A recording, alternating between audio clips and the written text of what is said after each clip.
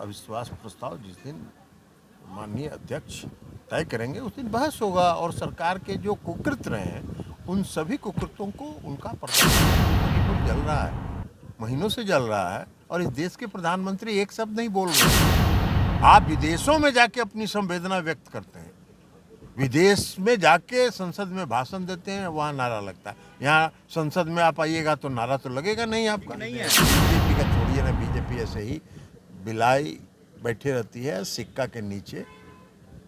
अब सिक्का टूटेगा और दही का छाली ऊपर वाला खाएंगे। मैं हूं आपके साथ सौरभ राज। प्रधानमंत्री नरेंद्र मोदी के खिलाफ विपक्ष ने पार्लियामेंट में अविश्वास प्रस्ताव लाया है। आपको बता दें कि विपक्ष लगातार ये मांग कर रहा है कि पार्लियामेंट में प्रधानमंत्री मणिपुर मामले को लेकर के कुछ बोलें। इसी को लेकर के जेडीयू के राष्ट्रीय अध्यक्ष ललन सिंह ने भी काफ़ी कुछ बीजेपी को सुनाया है। साथ ही साथ उन्होंने महागठबंधन की एकजुटता के ऊपर भी बोला है। पहले आप ललन सिंह को सुनिए क्या कुछ कह रहे हैं। मेरे साथ बात करने के लिए जेडीयू के राष्ट्रीय अध्यक्ष ललन सिंह, इनसे बात करते हैं। सर, आज पूरा विपक्ष अविश्वास प्रस्ताव लाया, कैसे देखते हैं?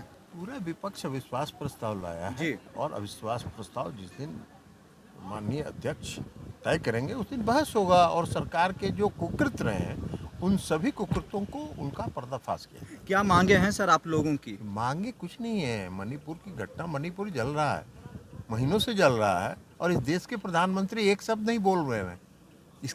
इससे बड़ा संवेदनहीनता का कोई दूसरा उदाहरण नहीं हो सकता है। इस देश को चलाने की जिम्मेवारी आपकी है। आपको संवेदनशील होना पड़ेगा, देश की जनता के प्रति संवेदनशील होना पड़ेगा। तो आप देश की जनता के प्रति संवेदनशील तो हैं नहीं।